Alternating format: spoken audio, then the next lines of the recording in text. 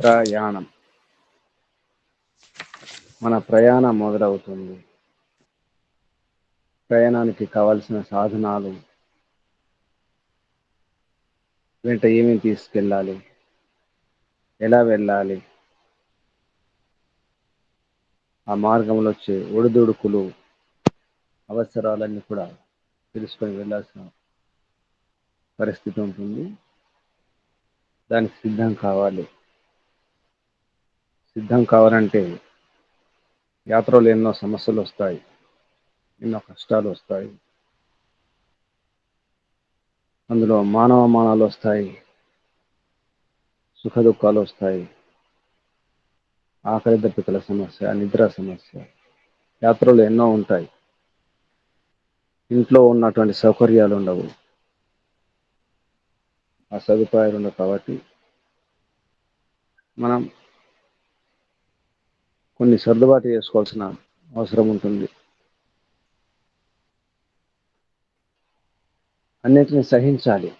యాత్ర పూర్తి చేసుకుని విజయవంతం చేసుకుని మళ్ళీ తిరిగి రావాల్సిన అవసరం ఉంటుంది. యోగా యాత్ర, జీవితమే యాత్ర. కాబట్టి ఈ పాదము పేరు సాధన పాదం. అందులో మొట్టమొదటి శబ్దమే తప ఉంది.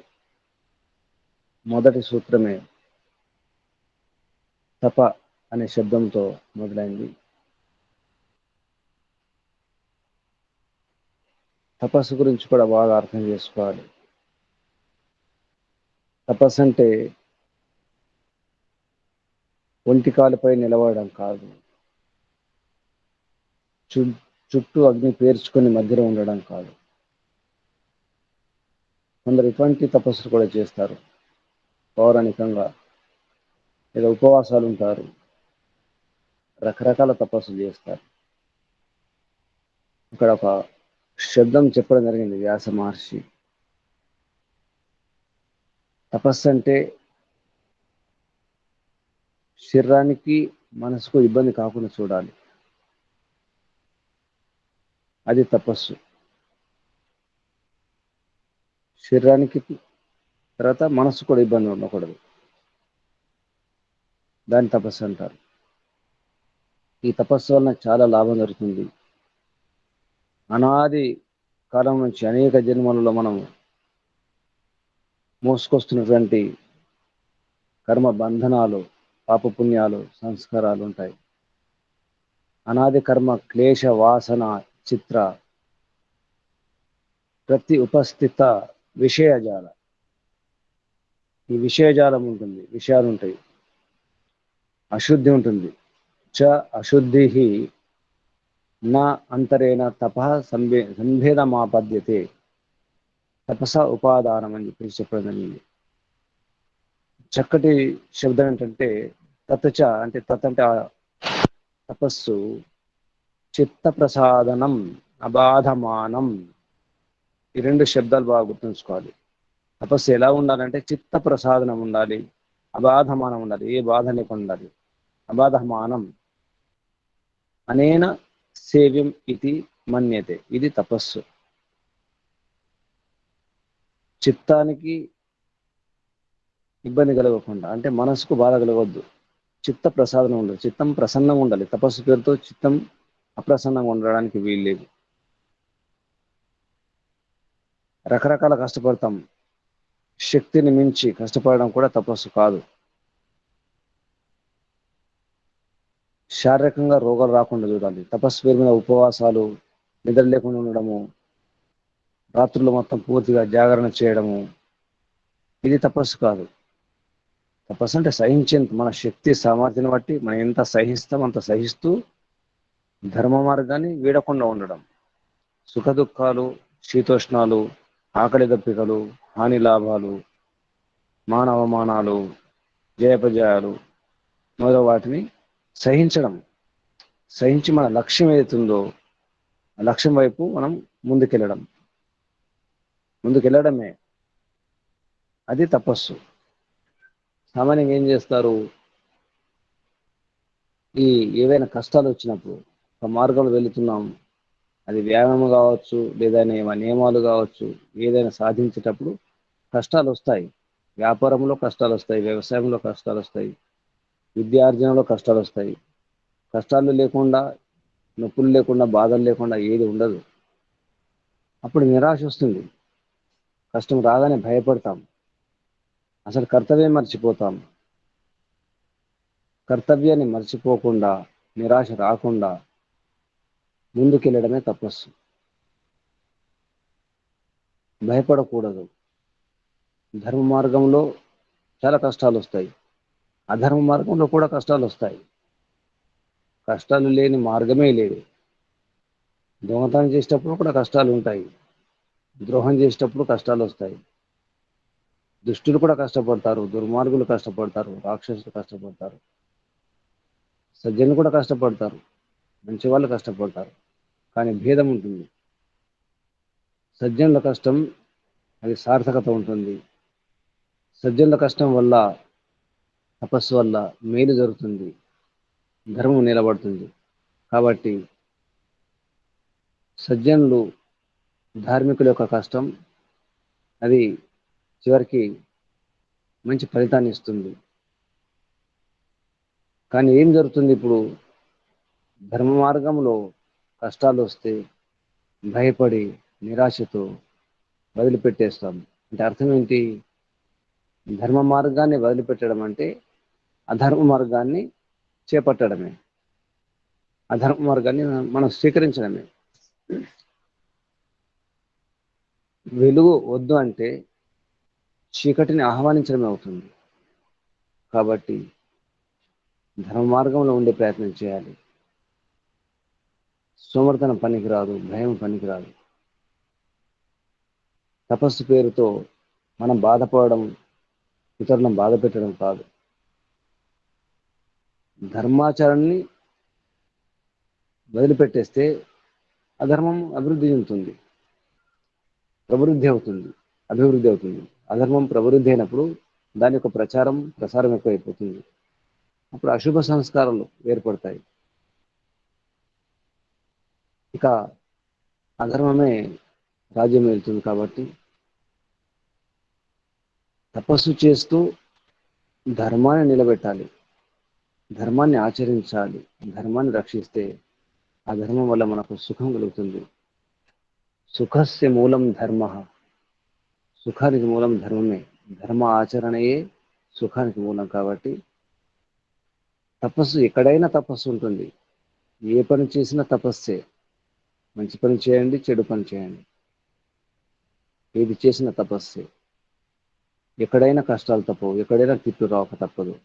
మంచి పని చేసిన వారికి తిట్లు వస్తాయి, చెడ్డ పని చేసిన వారికి కూడా తిట్లు వస్తాయి. కాబట్టి తపస్సు చేయడానికి సిద్ధంగా ఉండండి. ఎన్ని కష్టాలు వచ్చినా, ఎన్ని నష్టాలు వచ్చినా, ఎన్ని బాధలు వచ్చినా సహించాలి, శక్తిని బట్టి సహించాలి. అలా ప్రయత్నం చేయండి. అంతేగాని తపస్సు పేరుతో రకరకాలుగా బాధపడడం, నష్టపోవడం, కష్టపోవడం, తర్వాత కుటుంబానికి కూడా ఇబ్బంది చేయడం కాదు. తపస్సును మనం 3 రకాలుగా తీసుకోవచ్చు. శారీరక తపస్సు, వాచనిక తపస్సు, మానసిక తపస్సు. ఈ విషయాన్ని భగవద్గీతలో కూడా చెప్పడం జరిగింది. తపస్సులు 3 రకాలు ఉంటాయి. ఇంకో రకం కూడా విభజిస్తారు. సాత్విక తపస్సు, రాజసిక తపస్సు, తామసిక తపస్సు.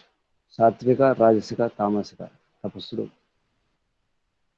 మనం ఇక్కడ శరీరంతో చేసే తపస్సు ఉంటుంది, వాక్కుతో, తర్వాత మనస్సుతో.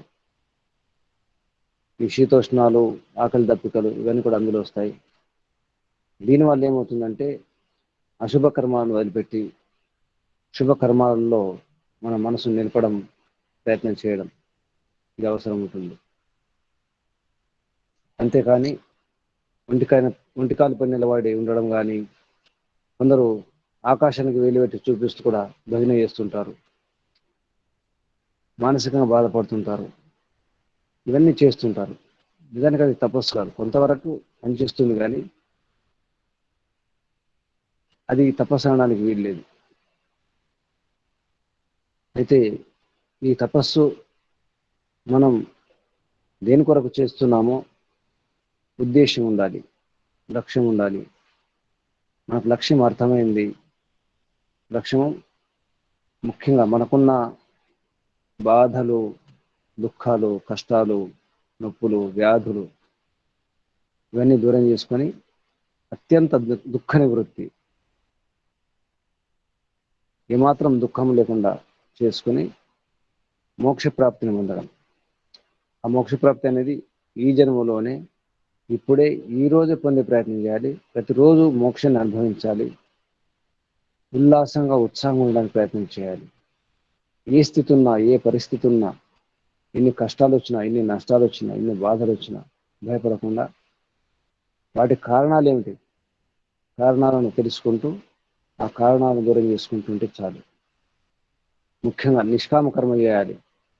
మన పేరు కోసం, ప్రతిష్ట కోసం కూడా కొన్ని పనులు చేస్తాం. దానివల్ల ఎన్నో కష్టాలు వస్తాయి. ఈ పేరు, ప్రతిష్ట చాలా ఇబ్బంది చేస్తుంది. ఇక్కడ అర్థం చేసుకోవాలి. అందుకే ఈ లొకేషన్ అనేది సూక్ష్మంగా ఉంటుంది. ప్రతి ఒక్కరికి ఉంటుంది లొకేషన్. చివరికి ఏమీ లేకుండా కనీసం నా పేరుంటే చాలు అనిపిస్తుంది. మంచి పేరుంటే చాలు, నా పేరు చిరకాలం ఉండాలి, నా మనవరాలు కూడా గుర్తుంచుకోవాలి అనే కోరిక కూడా ఉంటుంది. లేదా ప్రపంచం గుర్తుంచుకోని ఆ కోరిక కూడా ఉంటుంది. ఈ లొకేషన్ కొరకు కూడా రకరకాల తపస్సు చేస్తాం. ఇది కూడా బంధనమే. లొకేషన్ లేకుండా, విత్తేషణ, పుత్రేషణ లేకుండా ప్రయత్నం చేయడం. ఇది ఏషణత్రయం చాలా సూక్ష్మంగా ఉంటుంది. ఎవరైనా, ఎప్పుడైనా, ఎక్కడైనా ఈ 3 వలల్లో చెప్పుకుంటారు. లొకేషన్ కావచ్చు, విత్తేషణ కావచ్చు, పుత్రేషణ. పుత్రుల కొరకు, శిష్యుల కొరకు, సంతానం కొరకు కొందరు ప్రయత్నం చేస్తారు. కొందరు విత్తం కొరకు, ధనం కొరకు, సంపత్తి కొరకు ప్రయత్నం చేస్తారు. ఇక అన్నిటికంటే సూక్ష్మంగా లొకేషన్ ఉంటుంది. కొందరు ధనం వదులుకుంటారు, పుత్రుల గురించి వరకు వదులుకుంటారు. వైరాగ్యం అని ఒక పేరుతో, నాకు వైరాగ్యం వచ్చేసింది, ఈ పుత్రుల అవసరం లేదు, విత్తం అవసరం లేదు, ఏ సుఖం అవసరం లేదు, కానీ పేరు కావాలి. పేరు కోసం చరిత్రలో ఎందరో చూస్తాం. అందులో మహాత్మా గాంధీ ఒకరు. పేరు కోసం ఏమైనా పర్వాలేదు, దేశం ఏమైనా పర్వాలేదు, ధర్మం ఏమైనా పర్వాలేదు, నా పేరుంటే చాలు. ఇలా ఎందరెందరో పేరు కోసం చేసిన వారు ప్రపంచంలో. మంచి పని జరిగి ఉండొచ్చు, కానీ చివరికి దానివల్ల కీడే జరుగుతుంది. ఇది తపస్సు కాదు. యోగాభ్యాసం కొరకు మనం తపస్సు చేయడానికి సిద్ధమవుతున్నాము. ఈ యొక్క యాత్ర, యోగయాత్ర.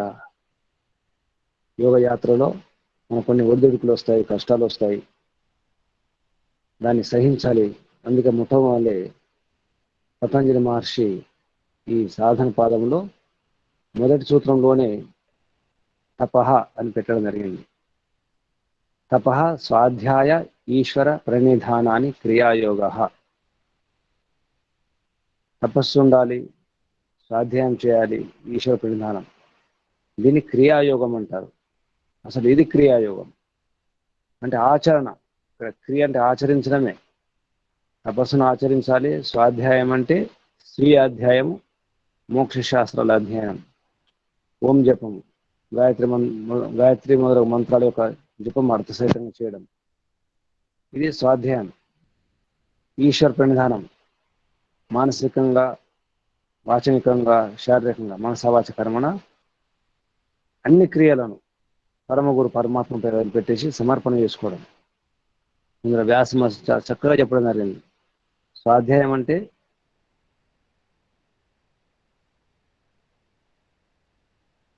ప్రణవాది పవిత్రాణం జప మోక్షశాస్త్ర అధ్యయనం అన్నాడు.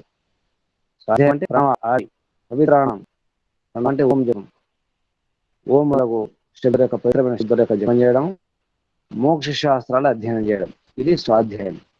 ఇక ఈశ్వర ప్రణిధానం అంటే ఈశ్వర ప్రణిధానం సర్వక్రియాణం పరమగురౌ అర్పణం తత్ ఫల సన్యాసో వా. ఈశ్వర ప్రణిధానం అంటే సర్వక్రియ, అన్ని క్రియలను, అన్ని పనులను అది పాపము కానీ పుణ్యం కానీ ఏం చేసినా అన్ని క్రియలను అన్ని కర్మలను ఆ కర్మ ఫలితాన్ని కూడా పరమ గురువు అర్పణం, పరమ గురువు పరమాత్మ పైన అర్పణం చేసుకోవడం, సమర్పణ చేసుకోవడం. తర్వాత ఫల సన్యాసో, ఆ ఫలాన్ని సన్యాసించాలంటే వదిలిపెట్టాలి పూర్తిగా. కర్మణ్యేవాధికారస్తే మా ఫలేషు కదాచన, అదే ఈశ్వర ప్రణిధానం నిజానికి. అంటే నిష్కామ కర్మలు చేయాలి, పాపం లేదు పుణ్యం లేదు, చేసి ఆ ఫలితాన్ని కూడా భగవంతునికి అర్పించాలి. అంత భగవంతునికి తెలుసు. ఇది మొదటి సూత్రం. దీన్ని అంటారు క్రియాయుగం. అంటే ఈ క్రియాయుగం లేకుండా నిజానికి ముందుకు సాగలేము. మన ప్రయత్నం చేయకుండా, పురుషార్థం చేయకుండా ముందుకు సాగలేము. ఇది క్రియాయోగ. కొందరు క్రియాయోగం అని చెప్పేసి విడిగా కూడా ప్రచారం చేసుకుంటూ ఇదొక పంథ, ఇదొక సంప్రదాయాన్ని కూడా నడిపించేవారు కూడా ఉన్నారు. సహజ యోగ పేరు మీద, ధ్యాన యోగ పేరు మీద, ఉపాసన యోగ పేరు మీద, రకరకాల యోగ పేర్లతో ప్రపంచంలో ఎన్నో రకాల ప్రయత్నం చేస్తున్నారు. చివరికి అంత అసమగ్రంగానే ఉంటుంది. శరీరానికి అన్ని అంగాలు అవసరమే. కన్ను ఉంటే కంటికి రెప్ప అవసరమే, కానీ బొమ్మలు అవసరమే, దానికి రోమాలు అవసరమే. వేళ్ళు ఉంటే వేళ్లకు గోర్లు అవసరమే, గోర్లు లేకుండా వేళ్ళు ఏం చేయజాలవు. గోర్లు లేకుండా ఏ వస్తువును పట్టుకోజాలం మనం. అన్నీ అవసరమే. దాన్ని అంటారు శరీరం. పట్టుకొని ఈ గోరే ముఖ్యం అంటే కుదరదు, వెంట్రుకలు పట్టుకొని వెంట్రుకలే ముఖ్యం అంటే కుదరదు, కాలు మాత్రమే చాలంటే కుదరదు. ఒక తల ఉంటే సరిపోతుందంటే సరిపోదు, తల సరిపోదు, శరీరం కూడా ఉండాలి. కన్ను మాత్రమే ముఖ్యం అంటే సరిపోదు. అలా ఈ యోగా అనేది ఒక అంగం. ఇది ఈ యోగా అంగాలు ఉన్నాయి, యోగాంగాలు కూడా ఉపాంగాలు ఉన్నాయి. ఈ సమగ్రంగా ఉండాలి. యోగా అంటే సమగ్రంగా ఉంటేనే యోగా. అందులో అన్నీ ఉంటాయి, యమ నియమాలు ఉంటాయి, ప్రాణాయామం ఉంటుంది, ఆసనాలు ఉంటాయి, అన్నీ ఉండాలి, ధ్యానం ఉండాలి, జపం ఉండాలి, అన్నీ ఉండాలి. ఇవన్నిటి యొక్క ఉద్దేశము మోక్ష ప్రాప్తి. మోక్ష ప్రాప్తి కాకుండా ఉండే యోగా అది యోగా కావడానికి వీల్లేదు. లక్ష్యం మోక్షం. కాబట్టి తపస్సు చేయడానికి సిద్ధంగా ఉండాలి.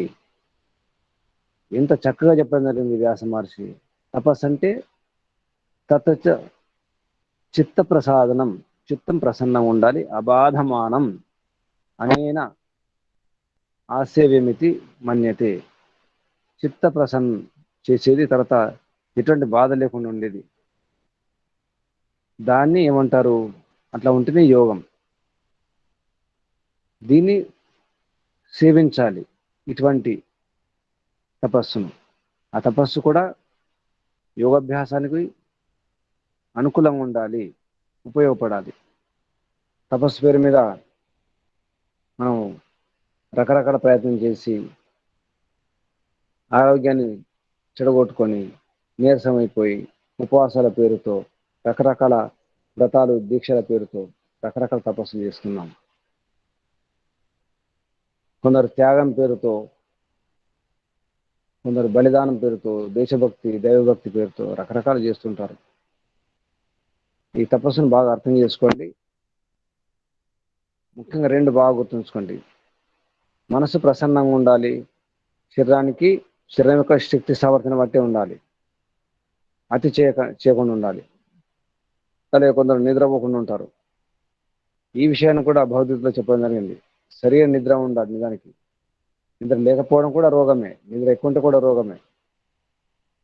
నిద్ర లేకుండా ఉండడం కూడా అది తపస్సు కాదు. ఇవన్నీ కూడా చెప్పడం జరిగింది.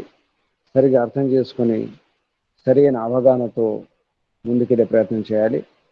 యాత్ర చేయడం ముఖ్యం, కానీ యాత్రలో ప్రమాదాలు కొని తెచ్చుకోవడం ముఖ్యం కాదు, యాత్ర చేస్తూ రోగాలు తెచ్చుకోవడం ముఖ్యం కాదు.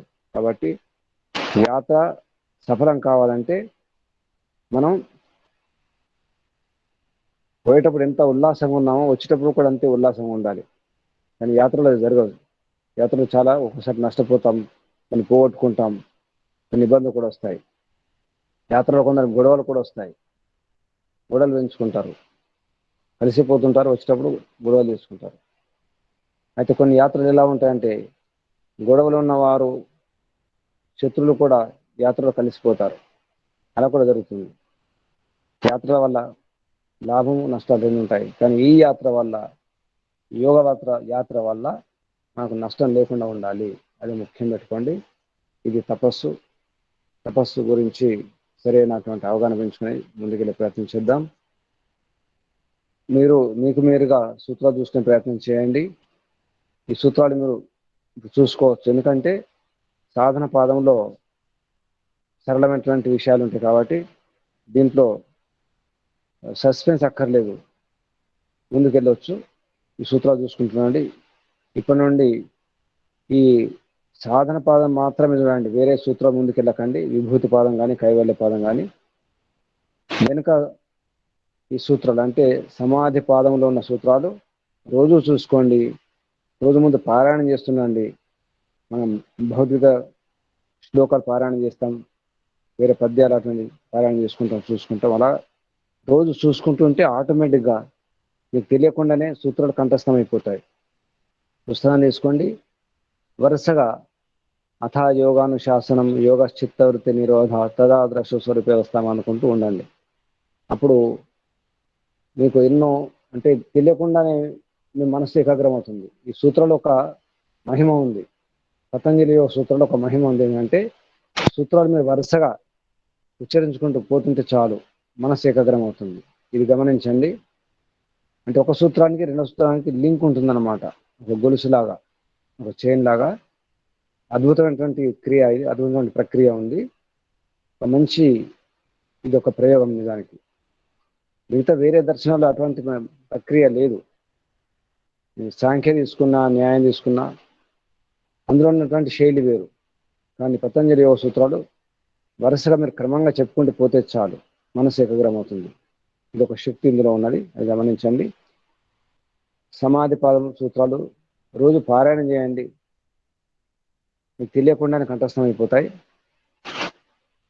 ఈ సూత్రాలు అన్నీ వచ్చే ప్రయత్నం అన్ని వస్తే బాగుంటుంది. ఎందుకంటే పునాది సూత్రాలు కాబట్టి మొదటి పాదం సమాధి పాదం పూర్తి చేసే ప్రయత్నం చేయండి. ఇక రెండవ పాదం ఈరోజు నుంచి మనం ప్రారంభం చేసుకున్నాము. ఇక్కడ వాతావరణం సరిగా లేకపోవడం వల్ల ఇక్కడ చాలా శబ్దంగా ఉండే, అందుకే నేను ఆరంభంలో రాలేకపోయినాను. అయితే ఇప్పుడు సాధన పాదంలో తపస్సు ఉల్లాసంగా ఉండాలి, ఉత్సాహం ఉండడానికి తపస్సు. కానీ శరీరాన్ని బాధ పెట్టడం తపస్సు కాదు. స్పష్టమైన శబ్దాలు రెండు గుర్తుంచుకోండి. చిత్త ప్రసాదనం, అబాధమానం. తపస్సు అనగానే వెంటనే ఇది రావాలి. చిత్త ప్రసాదనం, అబాధమానం. ఇక ఒక సామెత గుర్తుంచుకోండి. ఈరోజు సామెత ఏంటంటే నా తపస్వినో యోగ సిద్ధ్యతి. ఇది ఒక సామెత. నిజానికి యోగకు సంబంధించిన సామెతలు, కొన్ని సామెతలు కూడా తయారు చేసుకోవచ్చు. మొదటి పాదం సమాధి పాదంలో కూడా కొన్ని సామెతలు తీసుకోవచ్చు. అందులో ముఖ్యమైన కొన్ని వాక్యాలు తీసుకుని కూడా సామెతల్లాగా గుర్తుంచుకోవచ్చు. ఈరోజు సామెత, ఈరోజు నినాదం నా అతపస్వినో యోగ సిద్ధ్యతి. మనం అని కలిపేసుకుంటే అతపస్విన యోగ నా సిద్ధ్యతి అవుతుంది. అంటే అతపస్వికి, తపస్సు చేయని వానికి యోగం సిద్ధించదు. ఇది బాగా గుర్తుంచుకోండి. తపస్సుకు భయపడితే ఇక యోగం సిద్ధించదు, ఏది కూడా సిద్ధించదు. ఏ పని కూడా మనం చేయగలం. కష్టపడడానికి, శ్రమించడానికి సిద్ధంగా ఉండాలండి. తప్పదు. ఎంత చిన్న పనైనా, ఎంత చిన్న సుఖానికైనా తపస్సు చేయక తప్పదు. తపస్సే ముఖ్యం. కాబట్టి నా అతపస్వినో యోగ సిద్ధ్యతి. విడది చూసుకుంటే నా అతపస్విన యోగ సిద్ధ్యతి. విడదీస్తే కలిపి చెప్తే నా తపస్వినో యోగ సిద్ధ్యత అవుతుంది. అక్కడ నా సంధ్య వస్తుంది. నా అతపస్వినో యోగ సిద్ధ్యతి. ఈ రెండు గుర్తుంచుకోండి. నా తపస్సును యోగ సిద్ధ్యతి, చిత్త ప్రసాదనం, అబాధమానం. అబాధం అంటే శరీరానికి మనసుకు బాధ లేకుండా ఉండడం తపస్సు.